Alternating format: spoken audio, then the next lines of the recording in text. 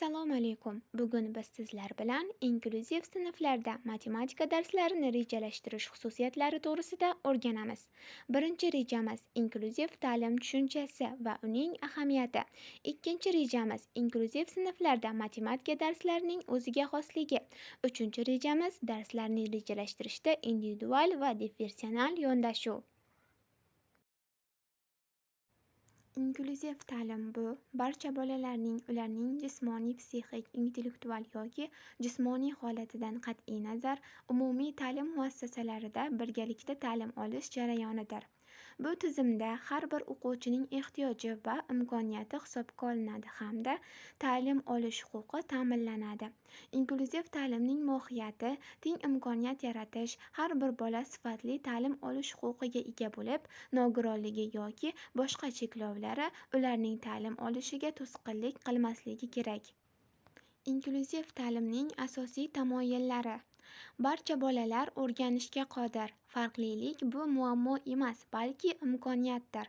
Ta'lim tizimi bolaga moslashishi kerak. Aksincha, bola ta'lim tizimiga emas. Ijtimoiy adolat va tenglikni ta'minlash muhim hisoblanadi. Inklyuziv ta'limning ahamiyati shundan iboratki, nogironligi bo'lgan bolalarning jamiyatga moslashuvi yaxshilanadi. Sog'lom bolalarda bag'rikenglik va hamdardlik rivojlanadi. Ta'lim sifati umumiy ravishda oshadi hamda jamiyatda tenglik va ijtimoiy adolat mustahkamlanadi. Inklyuziv ta'limning vazifalari. Inklyuziv ta'limning bir necha vazifalari mavjud bo'lib, quyida ba'zilar bilan sizlarni tanishtirib o'taman.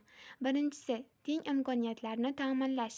Har bir bolaga ta'lim olish uchun bir xil sharoit yaratish, kamsitish va ajratishni oldini olish. Ikkinchisi, individual yondashuvni amalga oshirish.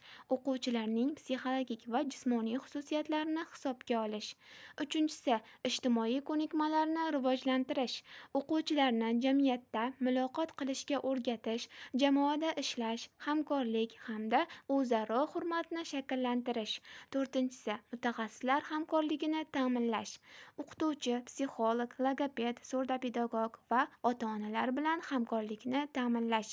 Beshinchisi, ta'lim muhitini moslashtirish, ya'ni maxsus texnika vositalaridan foydalanish, eshitish apparatlari, vizual materiallar va boshqalar.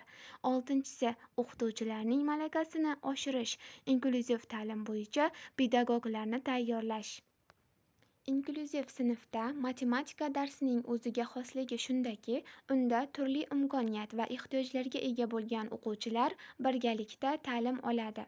Bunday darslarda o'qituvchi har bir o'quvchining individual xususiyatlarini hisobga olib, differsional yondashuvni qo'llaydi. Matematik tushunchalar sodda, aniq va ko'rgazmali vositalar orqali tushuntiriladi, chunki ba'zi o'quvchilarga mavzuni vizual va amaliy tarzda o'zlashtirish osonroq bo'ladi. Shuningdek, dars jarayonida guruhli ishlar, o'yin texnologiyalari va interfaol metodlardan foydalanish muhim ahamiyatga ega. Bu esa o'quvchilarning faolligini oshirib, o'zaro hamkorlikni rivojlantiradi. Inklyuziv sinfda baholash jarayoni ham moslashuvchan bo'lib, har bir o'quvchining rivojlanish darajasi va imkoniyatiga qarab amalga oshiriladi. Shu bilan birga o'qituvchi sabrli, qo'llab-quvvatlovchi muhitni yaratishi kerak, chunki bu barcha o'quvchilarning matematikani muvaffaqiyatli o'zlashtirishiga yordam beradi. O'tkazilgan pedagogik tajriba sinovlar natijasiga ko'ra, inklyuziv sinflarda matematika fanini o'qitishda quyidagi ijobiy o'zgarishlar kuzatildi. Matematikaning interfaol shaklda tashkil etilishi o'quvchilarning o'quv motivatsiyasini 25-30% ga oshirdi. Moslashtirilgan topshiriqlar va vizual materiallardan foydalanish natijasida maxsus ehtiyojli o'quvchilarning o'zlashtirish darajasi o'rtacha 18-22% ga yaxshilandi. O'qituvchilarning individual yondashuvi va differsional baholash tizimi o'quvchilarda o'ziga ishonch hissini mustahkamladi. Bu esa ularning darsdagi faolligini oshirdi. Matematika darslari inklyuziv sinf o'quvchilariga nima o'rgatadi? Birinchi o'rinda amaliy bilim va hayotiy ko'nikmalar.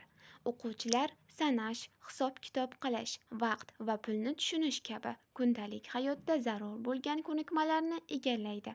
Ikkinchi o'rinda esa aqliy va mantiqiy rivojlanish.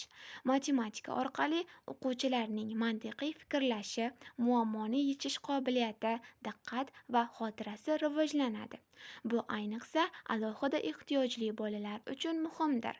Uchinchisi, ijtimoiy moslashuv va o'ziga ishonch.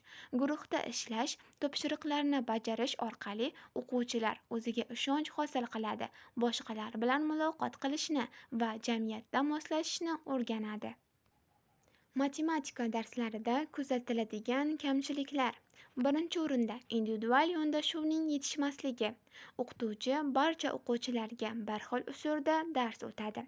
Natijada alohida ehtiyojli bolalar materialni to'liq tushuna olmaydi. Ikkinchisi, dars materialining moslashtirilmaganligi. Topshiriqlar murakkab yoki bir xil darajada beriladi.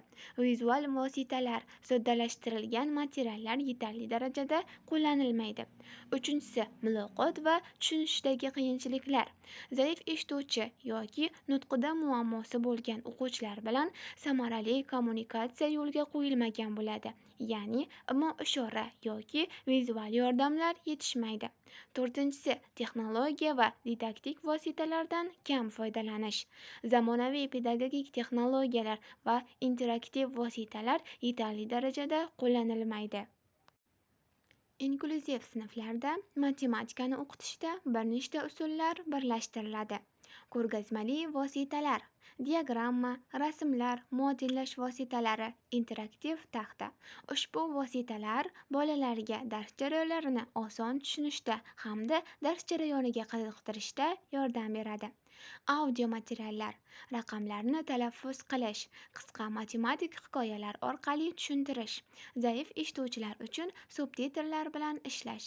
Audio materiallar eshitishda nuqsoni bo'lgan o'quvchilarni dars jarayoniga qiziqtirishda hamda darslarni oson eshitishiga yordam beradi. Amaliy mashqlar, obyektlar, qurilmalar yoki turli xil o'yinlar orqali matematik tushunchalarni mustahkamlash. Kichik guruhlar yoki juft bilan ishlash. O'quvchilarning bir-biridan o'rganishi va yordam berishi ta'minlanadi. Xulosa qilib aytganda, inklyuziv sinflarda matematika darslarini tashkil etish va rejalashtirish zamonaviy ta'lim tizimining muhim yo'nalishlaridan biri hisoblanadi. Bunday darslar barcha o'quvchilarning, jumladan alohida ehtiyojga ega bo'lgan bolalarning ham bilim olish huquqini ta'minlashga xizmat qiladi. Shu sababli o'qituvchi darsni rejalashtirishda har bir o'quvchining individual xususiyatlari, rivojlanish darajasi va ehtiyojlarini inobatga olishi zarur. Rejalashtirish jarayonida o'qituvchi dars maqsadini aniq belgilashi, kutilayotgan natijalarni ko'rsatishi va baholash mezonlarini ishlab chiqishi lozim. Inklyuziv sinflarda matematika darslarini samarali tashkil etish va rejalashtirish o'qituvchidan yuqori darajadagi pedagogik mahoratni talab qiladi. E'tiboringiz uchun rahmat.